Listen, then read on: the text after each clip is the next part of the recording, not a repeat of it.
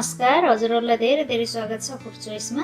आज मैले एकदमै चटपट टेस्टी समोसा चाट घरमै कसरी बनाउने हजुरहरूलाई देखाउने छु। यो धेरै नै फेमस, सबैलाई मनपर्ने स्ट्रिट फुड हो। अब सुरु गरौँ है त आजको हाम्रो यो रेसिपी। सबैभन्दा पहिले हामी चाटको लागि चाहिने केराउको छोला तयार पार्छौँ। मैले प्रेसर कुकर बसालेँ, त्यसमा 1.5 चम्मच जति तेल राख्नु होला। तेल तातेपछि मैले आधा जति काटेको प्याज राखेँ। अब यो प्याजलाई हामी 1.5-2 मिनेट जति भुट्छौँ। यो हल्का रातो बनाउनु पर्छ। अब यो प्याज भुटिसकिएको छ। मैले 1 चम्मच जति थिचेको अदुवा लसुन राखेँ। अब यसलाई एकछिनसम्म भुट्नुपर्छ, यसको रफ फ्लेभर जाउन्जेलसम्म।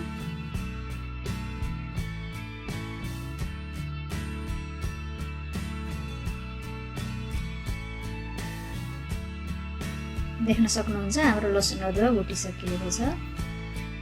अब यसमा थोरै बेसार राखिदिनु होला। बेसारलाई चलाएर मिक्स गरिदिउँ।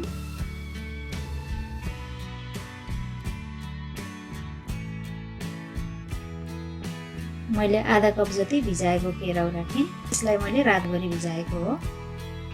अब यो केराउलाई 3-4 मिनेट जति चलाउँदै भुट्नुपर्छ। हिटलाई मिडियममा राख्न सक्नुहुन्छ।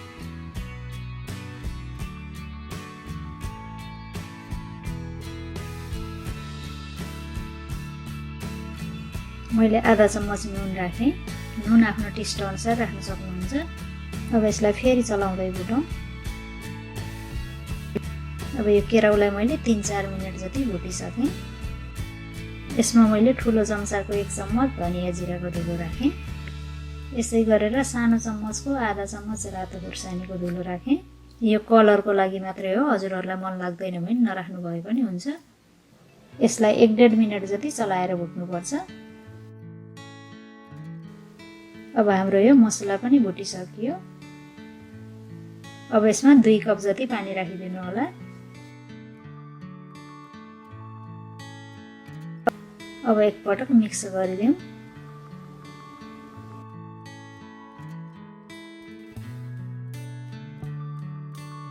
अब यो केराउलाई हामी 1 सिटी लगाएर पकाउँछौँ। यो मैले लिएको केराउ 1 सिटीमै राम्रै पाक्छ, तर कुनै कुनै केराउ अलि बढी बेर पनि पकाउनु पर्ने हुनसक्छ। यसको प्रेसर आफै जान दिनु होला। अब यो अलिकति चिसो भइसकेको छ। अब यसलाई चेक गरौँ। देख्न सक्नुहुन्छ यो राम्ररी पाकिसकेको छ। यसलाई ओभरकुक पनि नगर्नु होला, थोरै थोरै दाना भएको राम्रो हुन्छ। यो केराउको थिकनेस आफ्नो इच्छा अनुसार राख्नु होला। कसैलाई यत्तिकै बाक्लो मनपर्छ, कसैलाई पातलो। यदि हजुरहरूलाई यो अलि बढी बाक्लो जस्तो लाग्छ भने तातो पानी थपेर यसलाई पातलो पनि बनाउन सक्नुहुन्छ, तर मैले चाहिँ यत्तिकै राख्ने हो। अब हाम्रो यो केराउको छोला तयार भयो। अब हामी समोसा चाट तयार पार्छौँ। मैले यहाँ घरमै बनाएको 2टा समोसा लिएको छु। यो समोसा चाटको लागि फ्रेस अथवा लेफ्ट ओभर समोसा दुवै लिन सकिन्छ। लेफ्ट ओभर समोसा युज गर्ने यो सबभन्दा बेस्ट तरिका हो।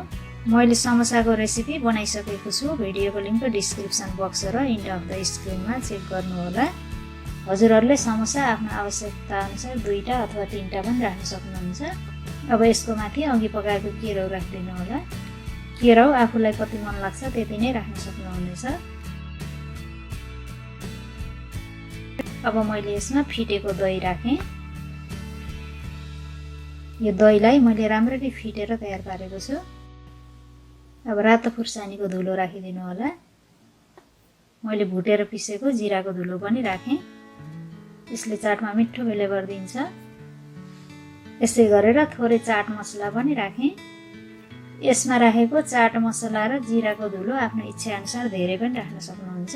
मैले 1 चम्मच जति इमलीको गुलियो चटनी पनि राखेँ। यसै गरेर हरियो धनिया र पुदिनाको चटनी पनि राखेँ मैले। अब माथिबाट थोरै भुजिया नमकिन राखौँ।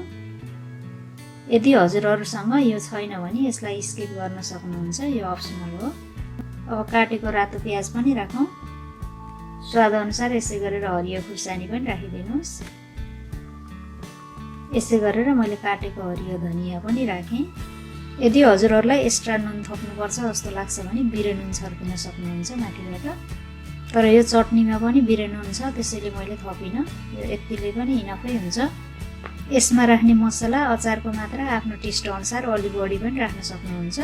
यसमा मन लाग्छ भने दाना झिकेको टमाटरलाई काटेर पनि राख्न सक्नुहुन्छ।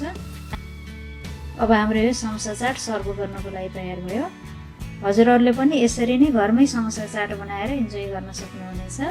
आशा छ हजुरहरूलाई आजको हाम्रो यो रेसिपी मन पर्यो होला। भिडियो हेरिदिनु भएकोमा धेरै धेरै धन्यवाद।